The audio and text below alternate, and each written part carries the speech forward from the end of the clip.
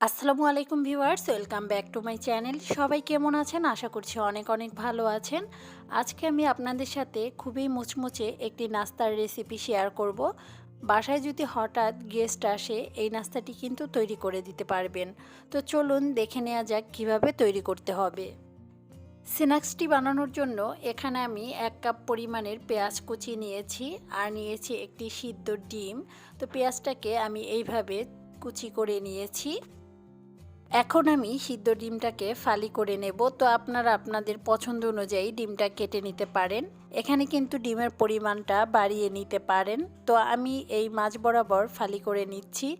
আর এভাবেও কিন্তু আপনারা এই নাস্তাটি বানাতে পারেন, আবার ভিতরে একটা ফালি করেও বানাতে পারেন। তো আমি একটা ডিম দিয়ে 4 পিস বানাবো। তো আমি এই জন্য মাঝ বরাবর ফালি করে নিয়েছি। দুই পাশেই কিন্তু আমি এরকম মাঝ বরাবর ফালি করে নেব। তো দেখতেই পাচ্ছেন আমি কিভাবে কেটে নিয়েছি। ডিমটাকে আমি ফালি করে নিয়েছি, এখন একটা সাইডে রেখে দিচ্ছি। আর অন্যদিকে একটা মিক্সিং বোল নিয়েছি, এর মধ্যে নিয়ে নিচ্ছি আগে থেকে কুচি করে রাখা পেঁয়াজ। তো এই পেঁয়াজের মধ্যে আমি দিয়ে দিচ্ছি 1 টেবিল চামচ পরিমাণের কাঁচামরিচ কুচি। ঝালটা আপনাদের স্বাদ অনুযায়ী দিয়ে নেবেন। তো দিয়ে দিচ্ছি সামান্য পরিমাণের লাল মরিচের গুঁড়ো, নিয়ে নিচ্ছি হাফ চা চামচ পরিমাণের হলুদের গুঁড়ো, আর এখন দিয়ে দেব ধনিয়ার গুঁড়ো। তো ধনিয়ার গুঁড়ো আমি হাফ চা চামচ পরিমাণের দিয়েছি। এটা আপনারা দিতে না চাইলে না দিলেও হবে। দিয়ে দিচ্ছি ভাজা জিরার গুঁড়ো হাফ চামচের থেকে একটু কম। দিয়ে দিলাম 1/4 চা চামচের মতো গোলমরিচের গুঁড়ো। তো ঝালটা একটু বেশি দেবেন যেহেতু পেঁয়াজটা মিষ্টি হয়ে থাকে। দিয়ে দিলাম হাফ চা চামচ পরিমাণের বিট লবণ, এখানে চাইলে রান্নার লবণটাও দিতে পারবেন। দিয়ে দিলাম হাফ কাপ পরিমাণের ময়দা। তো এখানে বেসন দিতে পারেন যদি ময়দাটা দিতে না চান। দিয়ে দিলাম 1 টেবিল চামচ পরিমাণের পুদিনা পাতা, এখানে কিন্তু ধনিয়া পাতাটাও দিয়ে নিতে পারেন। এখন সামান্য একটু পানি দিয়ে আমি ভালোভাবে এটাকে মাখিয়ে নেব। তো প্রথমে একটু ড্রাই মনে হলেও কিন্তু এটা আস্তে আস্তে পেঁয়াজের পানিটা বের হলে এটা নরম হয়ে যাবে। তো দরকার হলে আরও একটু পানি দিয়ে নিতে পারেন। পেঁয়াজটাকে একটু চেপে চেপে ভালোভাবে মাখিয়ে নিতে হবে, তাহলে কিন্তু পেঁয়াজ থেকে পানি ছেড়ে দেবে। তো একটু সময় নিয়ে এটা মাখিয়ে নিতে হবে। দেখতে থাকুন আমি কিভাবে মাখিয়ে নিচ্ছি।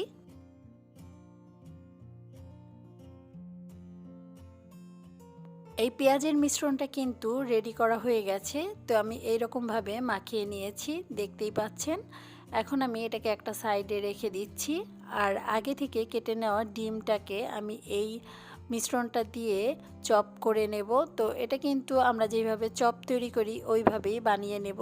তো আমি হাতের তালুতে এই পেঁয়াজের মিশ্রণটা নিয়ে নিলাম। আর এখন আমি কেটে রাখা 1 টুকরো ডিম এর মাঝ বরাবর দিয়ে উপর দিয়ে আরেকটু পেঁয়াজের এই মিশ্রণটা দিয়ে আমি চপের শেপ দিয়ে নেব। তো এটা কিন্তু খুবই সহজ, দেখতেই পাচ্ছেন। দুই হাতের মাঝ বরাবর রেখে কিন্তু এটাকে একটু চেপে চেপে সিল করে নিতে হবে। তো আমি একইভাবে কিন্তু সবগুলো চপ বানিয়ে নেব। আর এটা কিন্তু বানানো হয়ে গেছে, দেখতেই পাচ্ছেন অনেক সহজ এটা বানিয়ে নেওয়া। তো আমি সবগুলো চপই বানিয়ে নিয়েছি, এখন আমি এগুলো ভেজে নেব। ভাজার জন্য চুলায় আমি তেল দিয়ে দিয়েছি। তো এখানে কিন্তু খুব বেশি তেলের দরকার নেই। তেলটা যখন হালকা গরম হয়ে যাবে তখন আমি এক এক করে সবগুলো চপ দিয়ে দিচ্ছি। চুলার আঁচটা মিডিয়াম টু লোতে রাখতে হবে, বেশি হাই হিটে ভাজলে কিন্তু উপরে কালার চলে আসবে আর ভিতরে কাঁচা থেকে যাবে। তো এখন আমি উল্টে পাল্টে এটাকে 5 থেকে 6 মিনিটের মতো ভেজে নেব।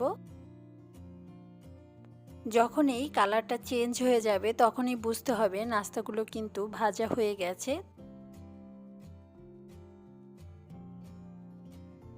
দেখতেই পাচ্ছেন কালারটা কিন্তু পুরোপুরি চেঞ্জ হয়ে গেছে আর নাস্তাগুলো কিন্তু মুচমুচে করে ভেজে নেওয়া হয়ে গেছে। এখন আমি একটা স্ট্রেনার দিয়ে তেল ছেঁকে নিচ্ছি। তো এই নাস্তাটি কিন্তু ভীষণ মজার হয়ে থাকে। তো তেল ছেঁকে আমি একটা সার্ভিং ডিশে সার্ভ করে নিচ্ছি। এই অনিয়ন চপগুলো কিন্তু মুড়ির সাথে ভীষণ ভালো লাগে আর যে কোনো সসের সাথেও খেতে অনেক মজার।